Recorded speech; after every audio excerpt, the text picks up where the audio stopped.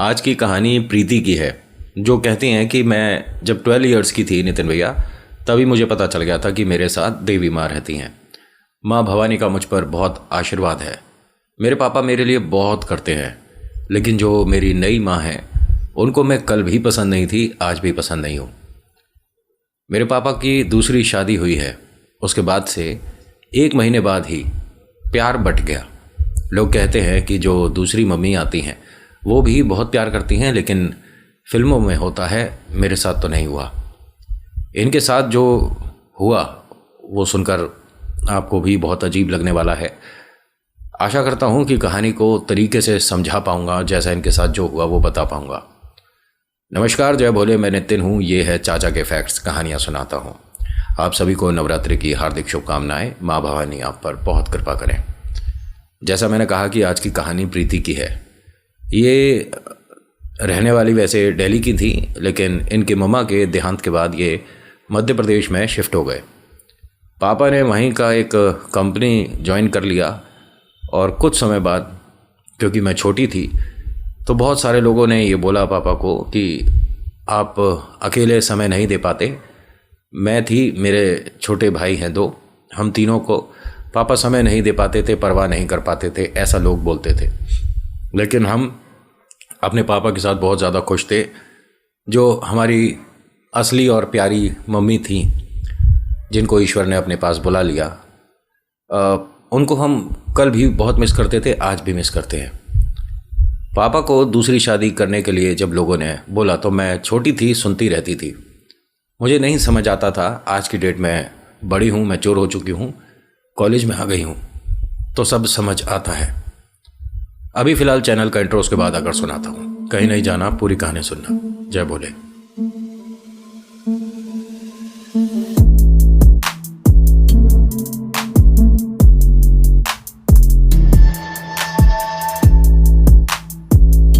कहानी आपको कैसी लगी आज की, प्लीज़ मुझे लाइक शेयर करके बताना ज़रूर। सब्सक्राइब करिएगा अगर आप इस तरह की और कहानियाँ देखना चाहते हैं तो। नाम प्रीति, रहने वाली दिल्ली की, और दिल्ली में अच्छा खासा सब कुछ परिवार खुशी खुशी रह रहा था।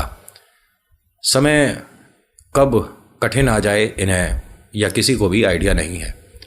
इनकी मम्मा हमेशा एक बात बोला करती थी कि अगर आपकी कोई नहीं सुनता तो भगवान सुनते हैं। आपको अपने दुख को, अपने सुख को किसी से बांटना है, नहीं बांटना अलग बात है, लेकिन ईश्वर के सामने आकर सारी बातें बोल दो। इनके घर में माँ भवानी की एक मूर्ति बहुत बड़ी, बहुत सुंदर, जैसे वाइट मार्बल होता है इस तरह की बनी हुई थी। हम गायत्री परिवार से ऐसा कुछ सुनने को मिलता था, मुझे नहीं पता उसका मतलब, लेकिन मुझे पता है प्रीति कि गायत्री परिवार किसे कहते हैं। इनके पापा बच्चों की बहुत देखभाल करते थे, जितनी हो सकती थी। ऑफिस से कभी कभी छुट्टियां ले लेकर तीनों बच्चों के साथ कहीं घूमने जाना है, उनका मन बहलाना है। और ये तब जब माँ चली गई थी उसके बाद। पहले तो मानो पापा सिर्फ ऑफिस जाते थे, आते थे, और कभी कभार हमारा जन्मदिन, और कभी कभार घर में बैठकर एक साथ सबने खाना खा लिया। लेकिन माँ के जाने के बाद पिता ने अपना सारा समय हमें देना शुरू कर दिया। ऑफिस से पापा को फ़ोन पर अजीब अजीब बातें सुनाई जाती थीं। कभी कभी मैं फ़ोन उठा लेती थी तो मुझे बोलते थे ऑफिस में जो लोग हैं, कहाँ है तेरा बाप, उससे बात करा, दफ्तर आने में उसे कांटे लग रहे हैं, पता नहीं कैसी कैसी बातें बोलते थे। मेरे पापा ने वो कंपनी इसी वजह से छोड़ी थी क्योंकि वहाँ के लोगों का बर्ताव बहुत ख़राब था। वो लोग सभी को, जो भी जूनियर हैं, उनको पैरों की जूती समझते थे। जबकि मेरे पापा का हाथ अकाउंट्स में बहुत शानदार था। साथ ही साथ पापा का वो जॉब नहीं था, मार्केटिंग भी, कभी सेल्स भी, ये सब भी देखना पड़ जाता था।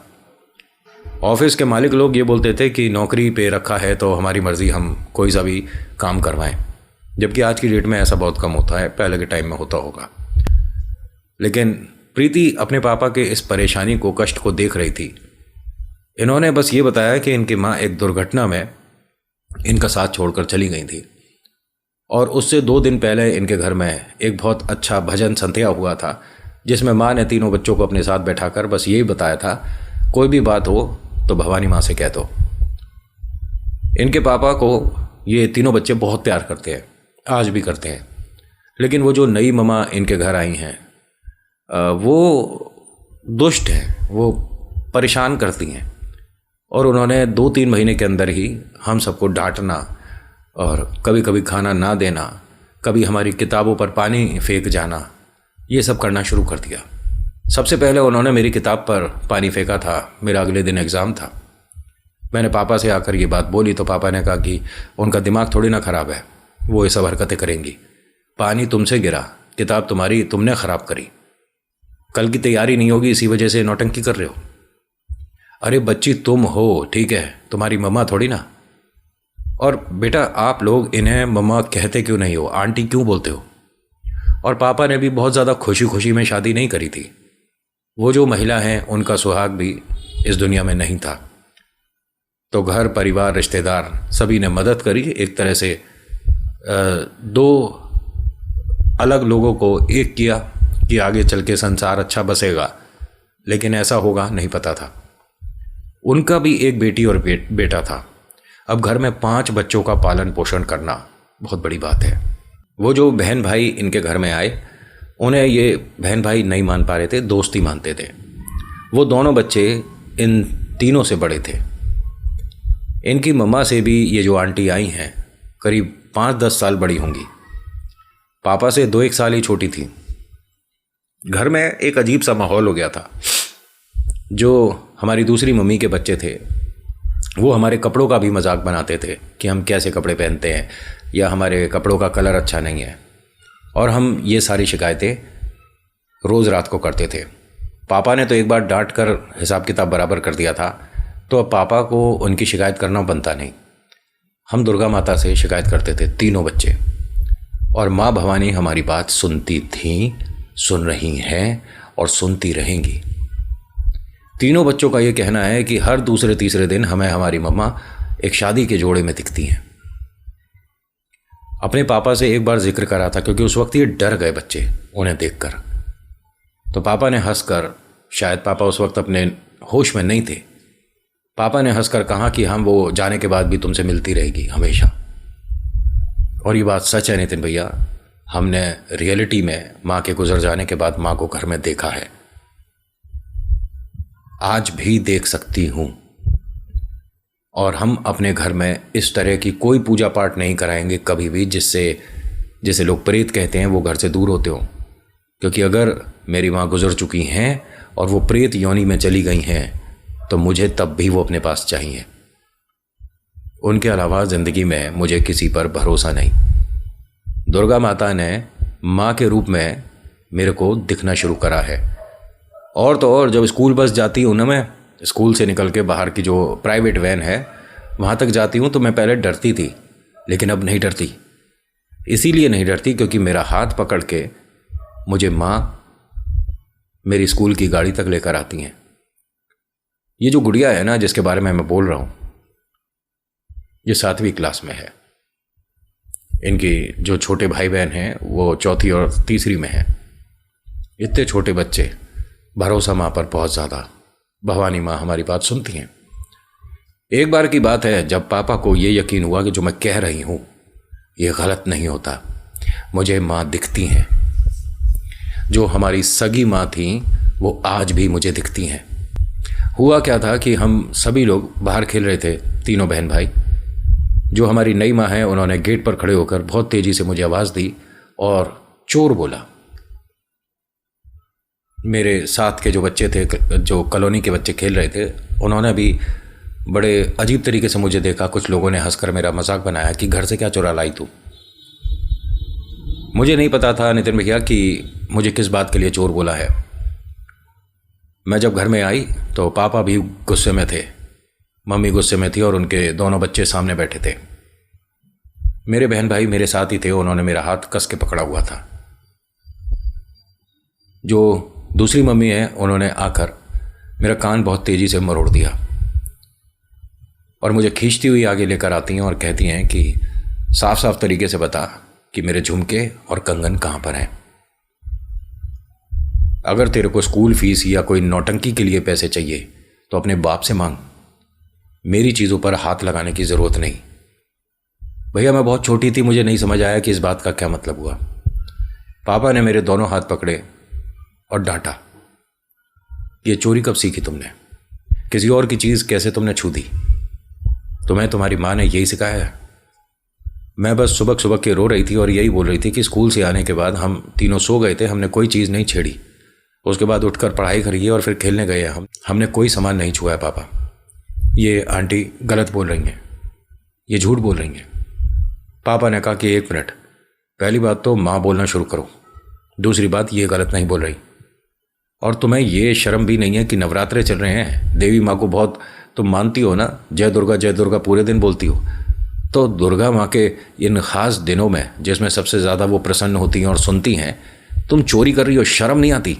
कोई घर पर तुम्हें कंजक के लिए कभी नहीं बुलाएगा, क्योंकि चोरों को नहीं बुलाते। अब मैं सुबह सुबह के रो रही थी और ये बोल रही थी, दुर्गा माता की सौगंध खाने को तैयार हूँ, मैंने इनकी किसी चीज़ को हाथ नहीं लगाया, मुझे नहीं पता इनके ईयरिंग्स, इनके झुमके, इनके कंगन कहाँ चले गए। बच्चों को बहुत डांट पड़ी और बड़ी बहना ने गलती करी है, तो जो बाकी छोटे 2 बच्चे थे ना, उनको भी सज़ा मिल गया। आज रात इन्हें खाना नहीं मिला। चलिए, खाना नहीं देना था, ना देते, लेकिन तरीका देख रहे हो। डाइनिंग टेबल पर सभी लोग बैठे हैं, ये तीनों बच्चे भी बैठे थे, लेकिन इनके सामने प्लेट नहीं परोसी गई। ये बस तीनों एक दूसरे को देख रहे थे। गला सूख रहा है, बहुत तेज भूख लग रही है, लेकिन मांग नहीं सकते, क्योंकि एक बार खाने के लिए प्लेट जब छुई थी तो बहुत तेज मेरे हाथ पर जो आंटी हैं उन्होंने चम्मच मारी थी, मेरे बहुत तेज लगी थी। 2-1 दिन तक तो पेन पेंसिल भी पकड़ने में मुझे प्रॉब्लम होता था। पापा ने डांट दिया और कहा कि कोई प्लेट को हाथ नहीं लगाएगा। उन सब ने हमारे सामने खाना खाया और वो सब अपने अपने कमरे में चले गए। हम तीनों के लिए ना फ्रिज में कुछ था, ना रसोई में कुछ था। मैंने अपने दोनों बहन भाई को कहा कि कोई बात नहीं, पता है बहुत सारे जगह ऐसी हैं, बहुत सारे गांव ऐसे हैं, शहर ऐसे हैं, या वर्ल्ड में ऐसे स्टेट भी हैं जहां लोग रात में खाना नहीं खाते, इससे हमारी सेहत अच्छी होती है। आप सब बच्चों, मतलब मैं भी और तुम दोनों भी 2-2 गिलास पानी पिएंगे, ठीक है? और देखते हैं कौन, इनको ये था कि पानी से पेट भर जाएगा तो भूख नहीं लगेगी। बड़ी बहना ने तो ये चीज़ ट्राई करी और उसके काम कर गई, लेकिन वो दोनों छोटे जो हैं उन्हें भूख लगी है, पानी पेट में लग रहा है। जैसे ही पानी पीते हैं तो खाली पेट में पानी लगता है। दोनों बहुत परेशान हैं। दरवाज़ा नॉक करती है पापा, वो भूख लग रही है, कुछ खाने को दे देते, दूध होगा तो। मैं उन दोनों को, पापा ने डांट दिया और पापा ने कहा कि तुम्हारे को आज नहीं, रोज़ रात में अब खाना मिलेगा ही नहीं, जब तक तुम वो जो झुमके और कंगन नहीं चुराए वापस नहीं लाती, जब तक नहीं मिलेगा। इसने कहा नहीं, मैंने नहीं करा है कुछ भी, और मैं झूठ बोलूं तो भगवान मुझे कष्ट दे, प्रॉब्लम दे, मुझे पनिश करे। दुर्गा माता जी मेरे को बहुत सारी पनिशमेंट दे दें अगर मैंने गलती करी है। पापा ने दरवाज़ा खोला। क्या कह रही है? माँ भी साथ ही खड़ी थी। उन्होंने दरवाज़ा पूरा खोला और कहा कि अच्छा सुन, जो तू बोल रही है, तुझे बहुत यकीन है तेरी दुर्गा माता पर। उसने कहा हाँ यकीन है। तो एक काम कर, अभी रात में जब सोएगी ना तो दुर्गा माता से शिकायत करके सोइयो। है तुझे लगता है कि मैं झूठ बोल रही हूँ तो मेरे बारे में शिकायत कर दे? इसने पापा के सामने आंसू पोंछते हुए कहा कि मैं आपके सामने बोल रही हूँ, अगर मैंने चुराया है तो मेरे साथ कल सुबह तक प्रॉब्लम हो जानी चाहिए, और अगर जो मेरे बारे में झूठ बोला जा रहा है और किसी और ने बेईमानी करी है तो दुर्गा माता पनिशमेंट उसे भी दें। सिर्फ खुशियों में क्यों, अब जब परेशान किया है ना मेरे को, तो मेरी जो मम्मा है वो आपसे बदला लेंगी। पापा ने धक्का देके मुझे मेरे कमरे में कर दिया कि नौटंकी और पिक्चरें बस यही रह गई है। डायलॉग देखो कैसे कैसे बोल रही है। कमरे में आने के बाद मैंने अपने दोनों बहन भाई से कहा कि तुम निश्चिंत रहो, तुम्हें खाना मैं ज़रूर खिलवाऊंगी। तकरीबन 12 साढ़े 12 हुए, सब लोग सो गए। ये चुपचाप उठती है, दरवाज़ा धीरे से खोलती है, पड़ोस के घर पर जाती है, बेल रिंग कर देती है। एकदम बराबर से आंटी आती हैं। हाँ बेटा कैसे इतनी रात को? धीरे से बोलती है कि हमें ना भूख लग रही है, तीनों को पापा ने खाना नहीं दिया, आपके पास कुछ है? इतना सुनते ही उनकी आंखों में आंसू आ गए कि बेटा तेरे पापा से सुबह तो हम ज़रूर बात करेंगे, लेकिन खाना मैं देती हूँ।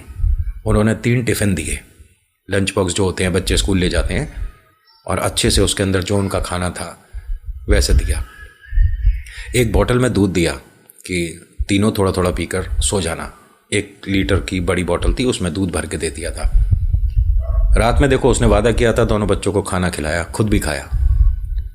अब सुबह होने का इंतज़ार था, लेकिन सोने से पहले इसने आंख बंद करके दुर्गा माता से एक अपील लगा दी, माँ भवानी, मैं बहुत परेशान हूँ, आज मुझे हर्ट किया गया है, परेशान किया, डांटा और चोर कहा।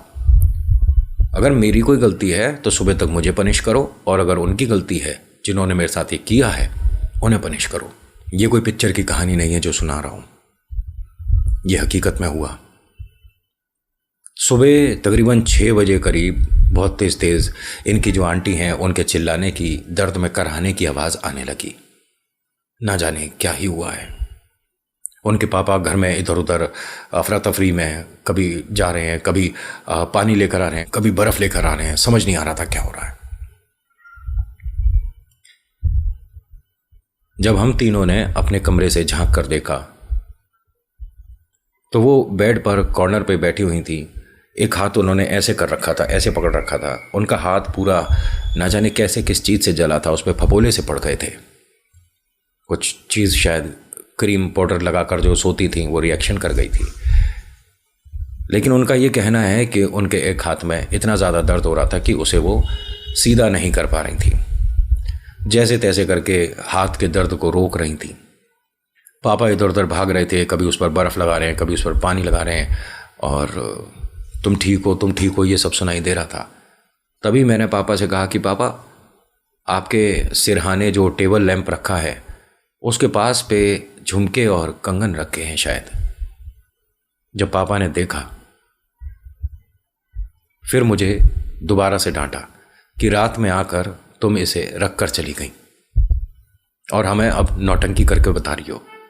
मैंने पापा को पहली बार जवाब दिया कि पापा, दरवाज़ा अंदर से बंद था, आप भी जानते हो। जब आपने मुझे धक्का दिया था उसके बाद आपने अंदर से दरवाज़ा बंद किया था।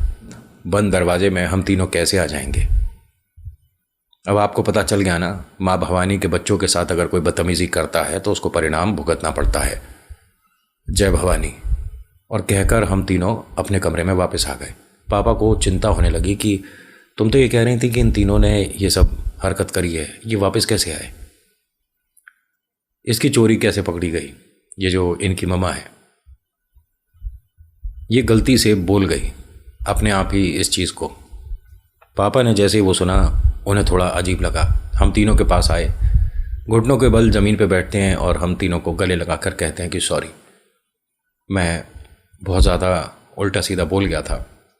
कल से तुमने कुछ खाया नहीं होगा, चलो मैं तुम्हारे लिए कुछ बना देता हूँ। हमने कहा कि नहीं, खाने की भी व्यवस्था हमने रात को कर ली थी।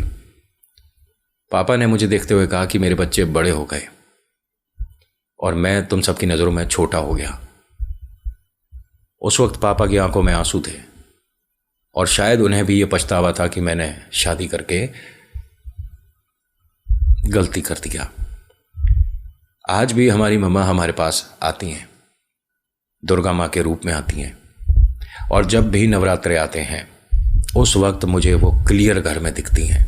मैं उनसे बैठकर घंटों बातें करती हूँ, मैं अपना प्रोजेक्ट भी डिस्कस करती हूँ, और जो माँ बताती हैं वही चीज़ आगे करती हूँ, तो मुझे नुकसान तो आज तक नहीं हुआ। बहुत सारी माँ चीज़ें मेरे को कमाल की बता देती हैं। नितिन भैया, लोग डरते होंगे उन लोगों से जो कि ज़िंदगी में आपके नहीं हैं लेकिन दिख रहे हैं, जिन्हें लोग प्रेत बोलते हैं। मैं नहीं कहती कि मेरी मम्मा प्रेत हैं, वो माँ है और वो जाने के बाद भी मेरे साथ है। इनसे जो चमत्कार इन्हें हो रहा है इसकी गिनती नहीं है, लेकिन इन्होंने इतना ही हमें शेयर करने को बोला है। आपको सही लगी हो आज की कहानी तो लाइक कर देना, शेयर करना, जय भवानी लिखना। So thank you so much for watching. मेरा नाम नितिन है। मुलाकात करूंगा एक नेक्स्ट वीडियो में। हर हर महादेव, जय भोलेनाथ। धन्यवाद।